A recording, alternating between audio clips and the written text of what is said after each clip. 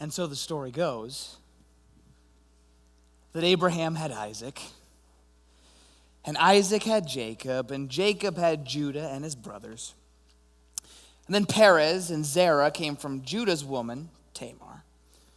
Perez, he brought Hezron up, and then came Aram, then Amminadab, then Nahshon, who was the dad of Salmon, who with Rahab had Boaz. Ruth married Boaz, and they had Obed and Jesse. And Jesse had David, the one we know as king. And David had Solomon by dead Uriah's wife. Solomon, well, he had that sweet chap Rehoboam, followed by Abijah, who had Asa. And Asa had Jehoshaphat, who had Joram, had Uzziah, who had Jotham, and then Ahaz, and then Hezekiah, and so on and so forth, on and on and on. And the story of the people who belonged to Joseph, who were then slaves in Egypt, who then got liberated by God and sent out into the wilderness to wander, kind of just meanders its way along through trouble and trouble and trouble. And the Israelites, Joseph's descendants, take on the name Israelites and then the Jews, and they kind of wind up in captivity over and over and over again. And it seems like someone else is always in charge of what Israel is doing. And yet there's a story. There's a story told generation to generation that one day it will all come to an end because someone they called the Messiah was going to come. And when the Messiah came, the pain and the suffering would end. The captivity would end. The time of having someone else be in charge of them would end. And people would whisper about the Messiah. And they would talk about the Messiah in hushed tones. And then slowly but surely, in more bold tones, the Messiah was going to come. And the Messiah was going to solve the problems that the Israelites had. The Jews' problems would end when the Messiah came.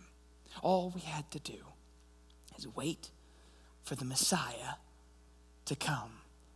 And they waited, and they waited, and they waited. And the sun set, and the sun rose, and the sun set, and the sun rose. And they waited, and they waited. And occasionally there would be a small Messiah, someone who would come and would help them get out of trouble, who would help break bondage for a while, who would remind people, don't forget about the God who called Brahm to go somewhere else. Don't forget about the God who called Moses to set people free. And eventually they would wind up in trouble again, waiting and waiting and hoping and praying. And a small Messiah would come and they would say, don't forget about the God who asked Abraham to go from one place to a new place. Don't forget about the God who called Moses to set people free. And then it would go poorly again. And in hushed tones, the people would talk about the day the Messiah would come. The day the Messiah would set them free from the power. And one nation after another nation would come and oppress the people of Israel. One nation after another nation would come and be in charge and take over and mistreat the people. Someday, the Messiah is going to come. Someday, God's going to set the people free again. And when they think about the Messiah, you begin to wonder, what might this look like? What will it look like when God shows up? Because when God showed up in Egypt, it was a big deal. There were all kinds of crazy things that happened. And God, as he said, remember, brought his hand and said, I will take you out. I will set you free. Because I'm God. And I can do whatever I want. Ooh, what's it going to look like when the Messiah might come, they would say. Maybe it'll be loud. Maybe the Messiah will come with trumpets that are so loud, all the enemies will have to cover their ears and go, ah! And while they're screaming, we'll take over. Maybe that'll be it. Maybe it'll be bright. Maybe the Messiah will come and it will be so bright. He'll like come down from the sky floating on a cloud, and everyone will have to cover their eyes except the Israelites, except the Jews, except the people who believe in God. Maybe that'll be it. Maybe he'll be strong. Maybe the Messiah will be a leader of an army, and he'll come with thousands upon thousands upon thousands of soldiers, and will take out anyone in the way. Maybe he'll be big. Maybe the Messiah will be a giant. You know, somebody who's, well, if you're like me, 6 feet tall would be a giant. 7, 8, 9, maybe he'll be 12 feet tall. Maybe the Messiah will stomp in and he'll say, "Let my people go." Oh, it'll be glorious. Maybe he'll be a king. Maybe he'll be a king, and the whole court will roll up in carriages full of gold and silver, and they'll shine in the sunlight, and they'll have a band in front with people playing the trumpet and the harp and the flute, and people will be singing and will,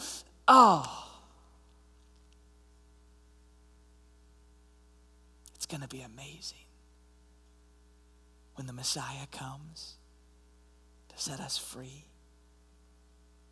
When the Messiah comes and gets rid of the people who are in charge, and we get to be in charge of ourselves.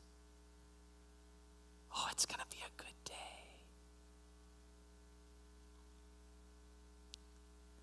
And while this whole process is going, hundreds of years go by, and people begin to forget what God was like. I mean, they didn't forget what God was like. People always have an idea of what God is like. But that first conversation that God has with Brahm, and then the conversation where God comes to Moses and is full of patience and faithfulness and is slow to anger and works carefully, the people began to forget. They would tell the stories. They would gather around the fire at night, and they would say, "Do you remember when God called Brahm out of the place he was to a place he didn't know? And do you remember when God came and talked to Moses in a bush?" But God became this big thing. I don't even know what else we would call it. An idea, maybe. And God was a wonderful thing, but also a thing to be scared of, a thing to be obeyed. God was something you didn't want to disobey. You had to make sure you did everything how God wanted to do it, because God might get mad. And if God got mad, that wasn't good. People got kind of confused about how God functioned. But someday, the Messiah will come. And the stories would be told again and again and again. And as God watched, God knew we have to remind the people who God is. We have to remind the people what matters to God, what's actually important to God. And God came up with an idea. So Abraham had Isaac, and Isaac Jacob, and people upon people and people and people. And now Israel's kind of its own country. The Jews kind of have their own thing going on. They've got a temple system where they make sacrifices to God. And they've got priests who wear big, long, flowy robes and do showy services. And they sacrifice and they pray. But of course, they're not in charge, because they never really get to be in charge. The Romans get to be in charge, and the Jews hate the Romans like I hate speed limits. It's just one of those things that everyone would be better.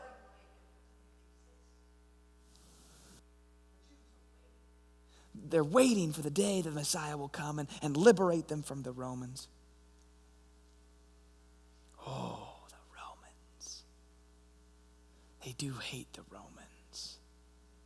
But they've got their system and their things are going on, and we're waiting for the Messiah to come.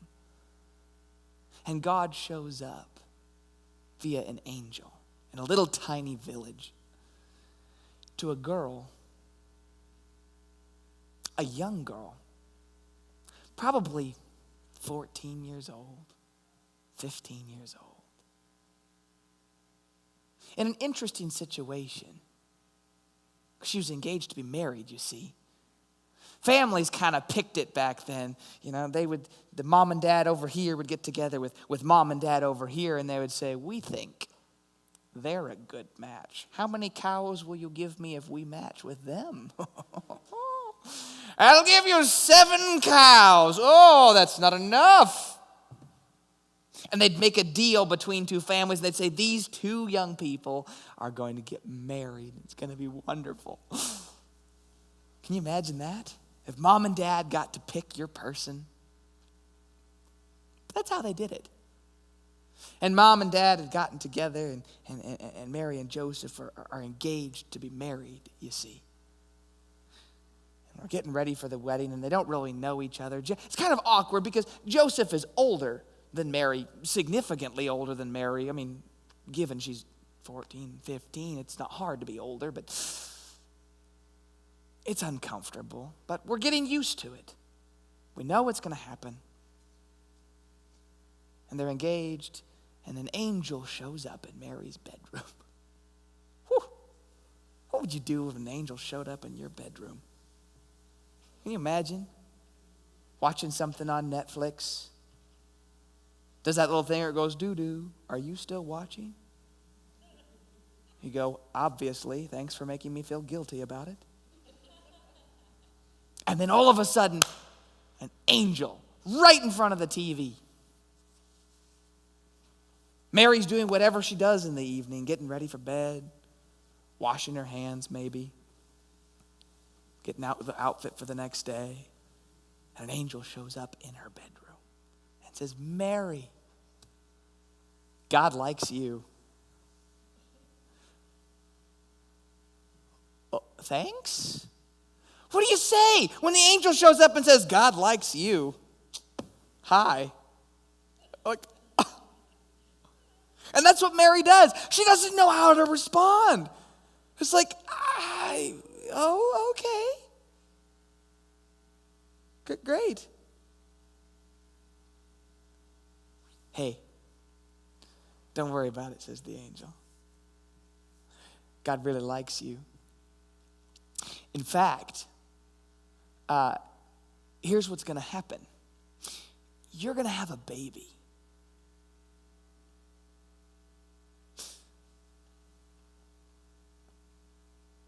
Thanks? How do you respond if an angel shows up in your bedroom and says, hey, God likes you? You're going to have a baby. You going to tell the angel no? Like, no, thanks. I'm good. I'm 14. You can just try the next house down. God likes you, Mary. You're going to have a baby. And as Mary is trying to figure out what is happening, why there's an angel in her bedroom, why God likes her, and why that means she's going to have a baby, the angel keeps talking. And your baby going to be God.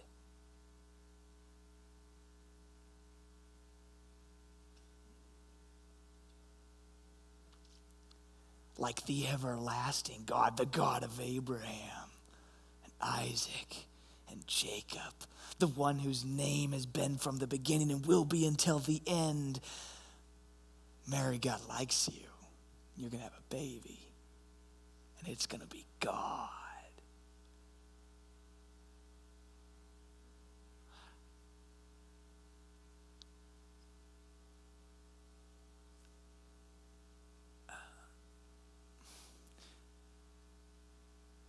It gets real uncomfortable like that. There's too much space. And Mary says, How?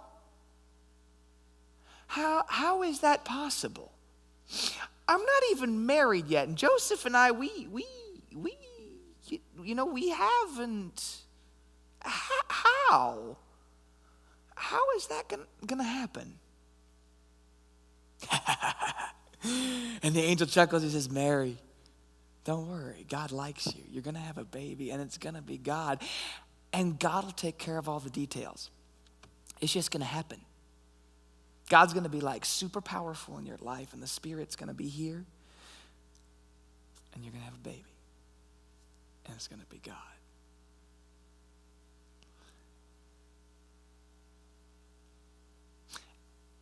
And somehow in that moment, Mary processes it, and she says, okay.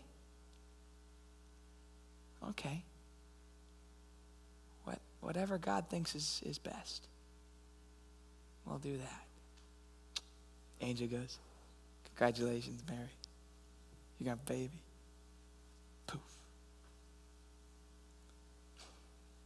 And now Mary's left on a normal Thursday night in her bedroom, 14 years old, looking at a spot on the floor where just a moment ago there was an angel that said, God likes you. You're going to have a baby, and it's going to be God.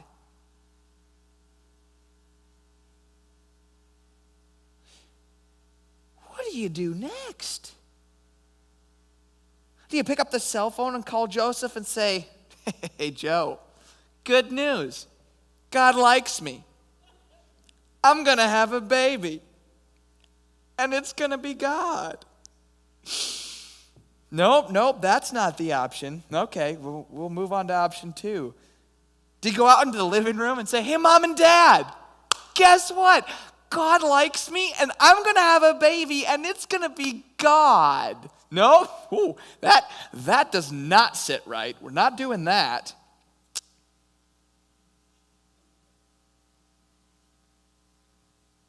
And she ran over the words in her mind again. Mary, God likes you. You're going to have a baby, and it's going to be God. Wow. Well, as stories go and as pregnancies go, they're difficult things to hide. I don't know if you know this, but they tend to have a pretty large physical effect on the person who's going to have the baby. Things change, and things began to change. Mary began to get bigger, and eventually, Joseph, ever the clever one, took a look at Mary and said, now this is a problem. Today it might not be so bad, but this is a problem because if you have a baby outside of being married, and you have a baby with someone who is not your husband or not even going to be your husband, the law goes like this. We take mommy to be, and we take her to the gate, and then we throw rocks at her until she dies. Congratulations, Mary. God likes you. You're going to have a baby, and it's going to be God if you live. Wow. Well, Joseph is a good dude, and he doesn't want to do that to Mary, even though that's the thing to do. And as he begins to watch and her stomach begins to grow and he recognizes she's going to have a baby, and that's not my baby, he begins to pray and to debate and to think, what do I do? What do I do? And he decides, here's what we'll do. I'll just divorce her. We'll break off the engagement. And we'll do it really quietly. We won't tell anybody. We won't bring in a priest. We won't make this a really big deal. We'll just do it between her and I, and we'll let the families take care of it, and that'll be it. Then Joseph goes to bed. Guess who shows up in Joseph's dream? The angel. And the angel says, hey, Joe, And Joseph is immediately wondering if he should have had pineapple on his pizza. Because this is not normal for him. He says, hey, Joe, forget about it. Don't worry about it. It's going to be okay. God likes Mary. She's going to have a baby. And it's not yours. And I can hear Joseph going, oh yeah, I got that much. I am well aware that is not my baby. If there is one thing we all know, that's that. And then God says, it's mine.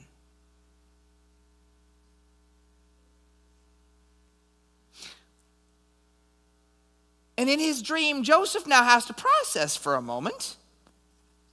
Can you imagine this? He's engaged to be married. He has a beautiful fiance.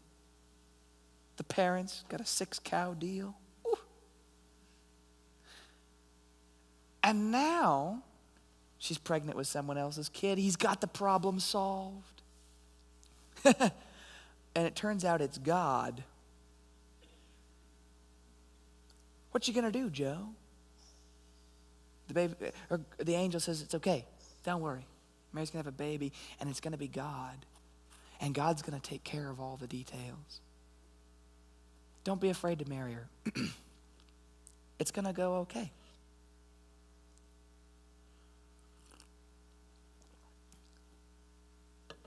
So Joseph wakes up and does just that. Proceeds along as if nothing were going to happen and everything were going to be normal. And people started to talk. Have you seen? I know. But I know. But and the rumors went around town like wildfire. Did you hear that she? And people started avoiding them on the street. They'd walk someplace and everybody went, they didn't do it right. They're sinners. Did you see that she? I'm no expert, but I know that, if you're you have to, yeah, the Mary situation, they called it.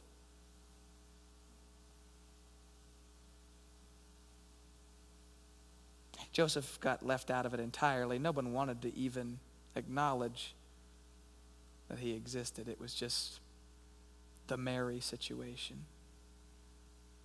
Congratulations, Mary. God likes you. You're going to have a baby. And if you don't die, everyone else is going to hate you.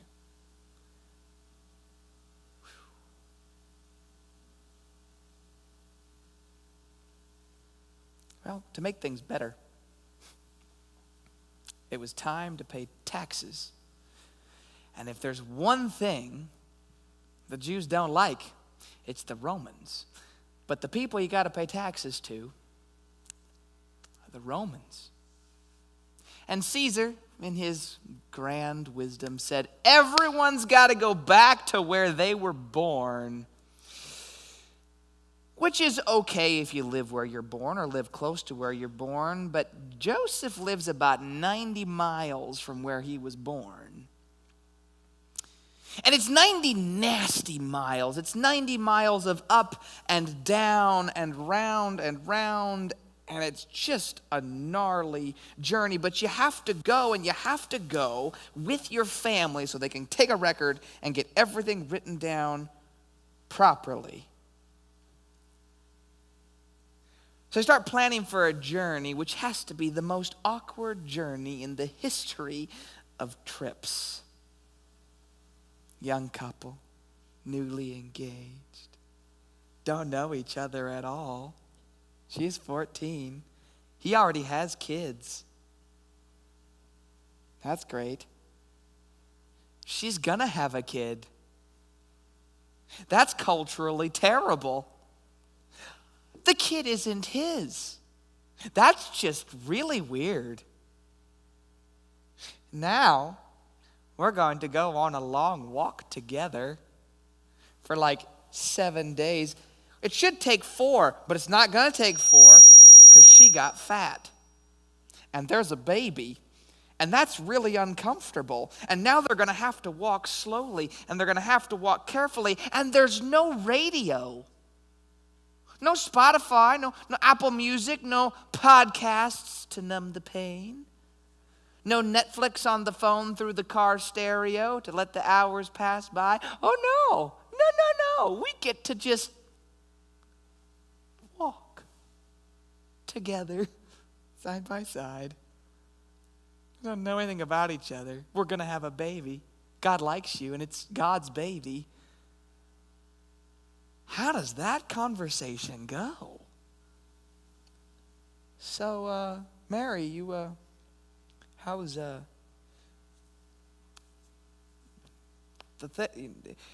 do you like baseball?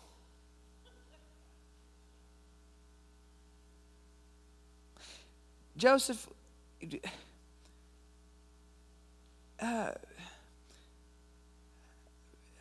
how's your mother? For like 10 days. And then the only thing you got, maybe if they're lucky, they got a little donkey, but the donkey is not well, let's put it this way. In the realms of transportation in the world that are smooth and comfortable, car, airplane, stroller as a child, donkey doesn't make the list because it kind of does this thing, and it's got hip bones and shoulder bones that do this thing all the way for 10 days. Up and down and up and down, and past forests that are known for having thieves and lions and bears. It sounds like I'm making this up. I know. No.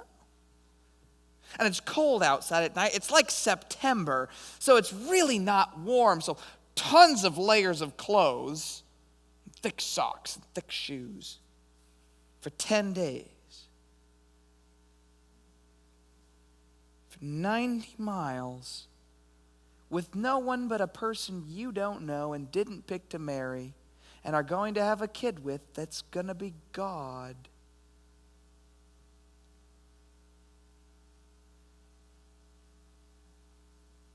When the Messiah comes, won't it be great? Maybe he'll be super loud. Or maybe he'll be super bright. Or maybe he'll be like a king. Or maybe he'll be super tall. Won't it be wonderful when the Messiah comes? Congratulations, Mary. God likes you. You're going to have a baby. And it's going to be God. And God's going to be the Messiah, is what the angel had said. Up and down, and up and down, walking and walking and walking until they got to Bethlehem. Tired, annoyed at each other, scared, very pregnant, and in desperate need of a bed.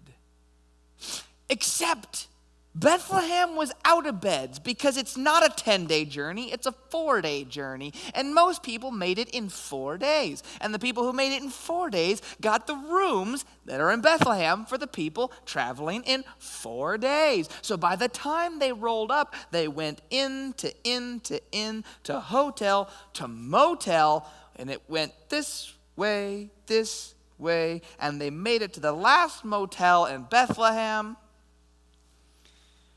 And the guy said, "I'm sorry, there's no rooms left."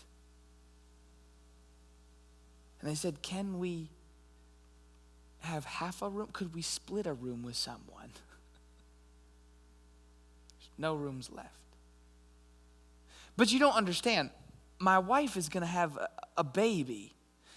He didn't even bother with the fiance part because it's going to make things worse. So we'll just go with wife, he figured.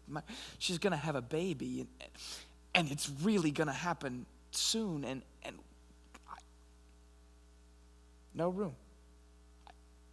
I sold my last room like 8 days ago. The innkeeper exaggerated.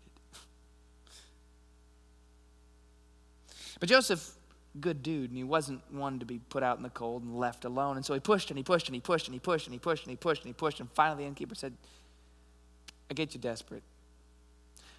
We do have a room in the back of the house where we keep the animals. Like, you can stay there.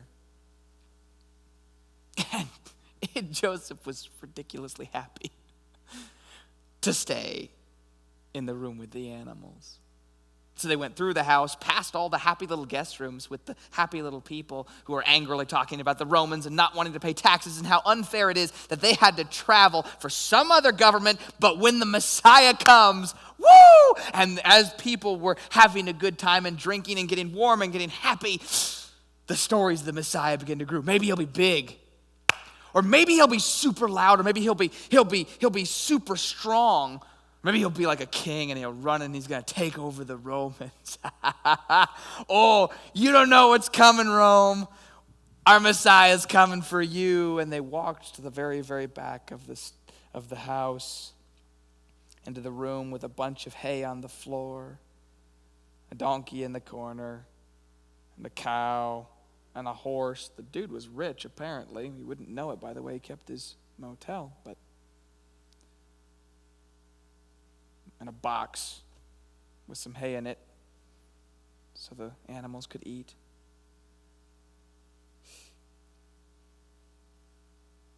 And Mary went into labor. Congratulations, Mary. Congratulations.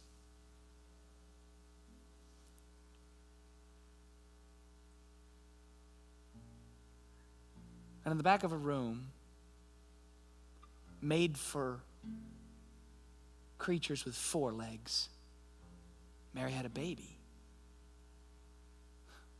A little, tiny, bloody, slimy, ugly baby God.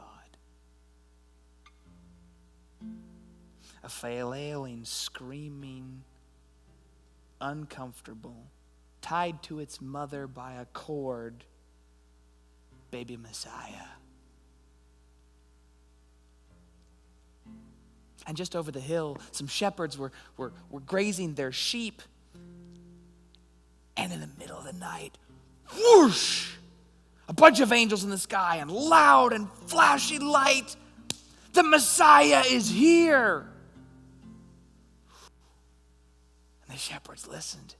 And the angel said, the Messiah is here. Don't be afraid. You can find it in a box that animals eat out of in the town down the road, wrapped in a bunch of random cloths.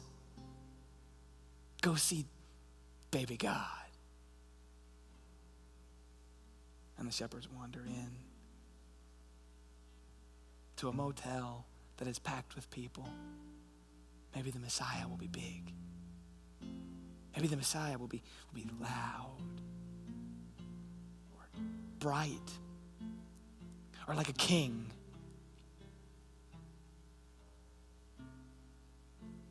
And wrapped in a bunch of tattered rags, laid on top of slobber straw, in a box made for 4-legged animals to eat out of.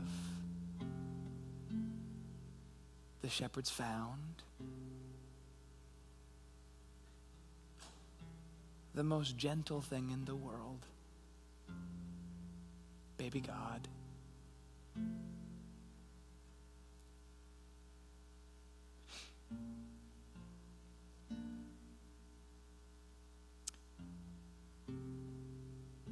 Maybe the Messiah will be big.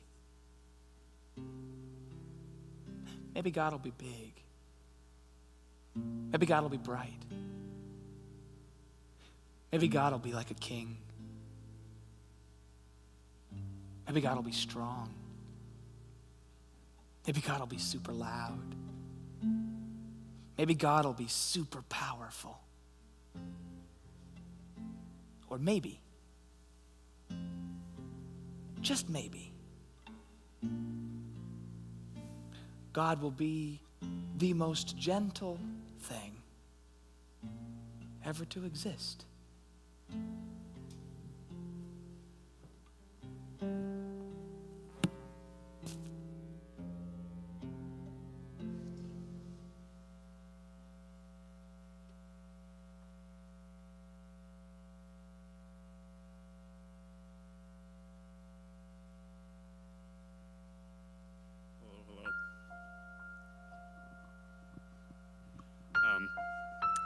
For those of you who don't know one or both of us, I'm John, this is Zach, and probably the most important thing to know about us is that we're really stupid excited about the God we believe in. We got some questions for you tonight. Because the interesting thing about this series, the thing that we're most excited about, is that it's not about giving you all the right answers. And it's not about making everything work out the way that you think it might be meant to work out. It's about trying to force y'all to ask some questions and to connect with God in a way that maybe you haven't before. And so our first question, and I just want to encourage you to discuss it with a few people in your group, 3 or 5 or 6. Just kind of turn around where you are and find some folks. First question. If you were God, how would you explain yourself to the world? And don't give the easy answer, which is just, well, he did it the right way. I do it like that. No, think about it. If you were God, and you'd spent the last however many thousand years watching this little group of people that you'd picked out first with Abraham, and then picked out again with Joseph, and then picked out again with Moses, and then again with 100,000 other people, and each time they'd just been like, and kind of forgotten a little bit, and gotten confused and gotten muddled up. And you're like, it's time once and for all to show the people who I am and to get them in line. How would you do it?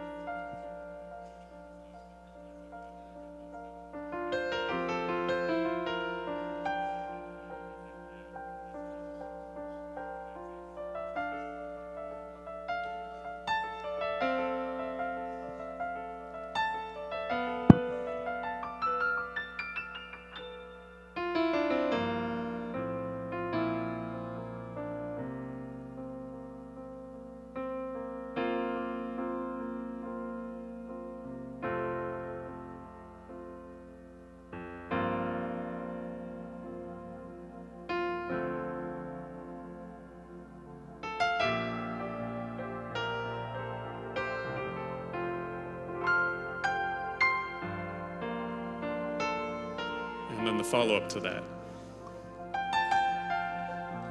Yeah.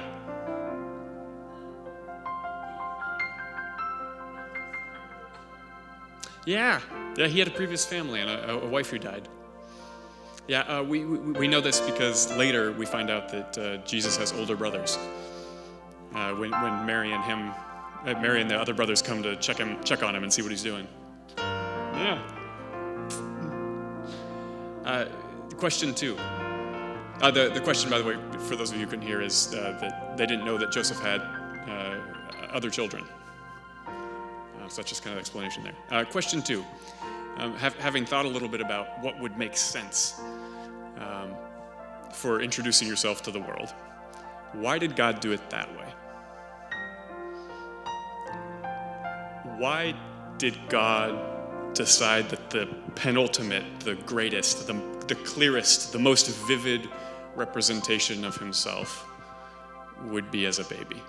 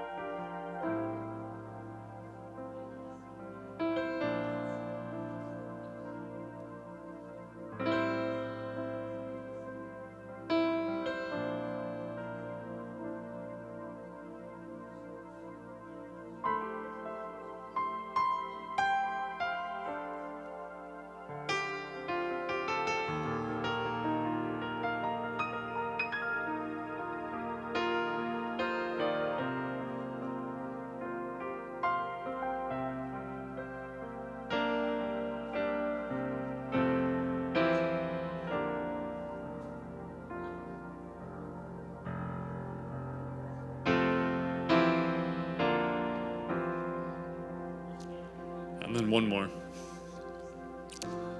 Sometimes we set up God in our minds as a strict schoolmaster who's trying to make sure to keep us in line.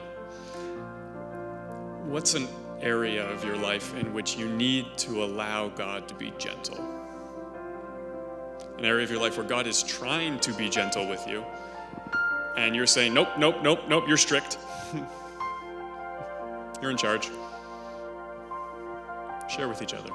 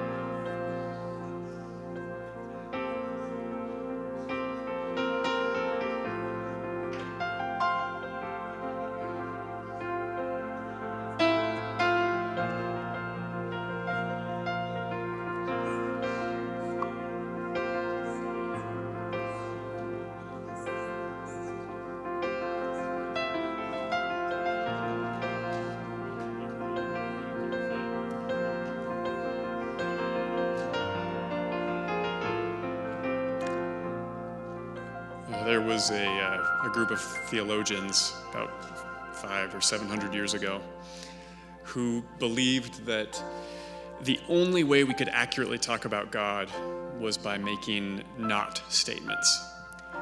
God is not a dog. God is not a human. God, He's not a doorknob, yeah.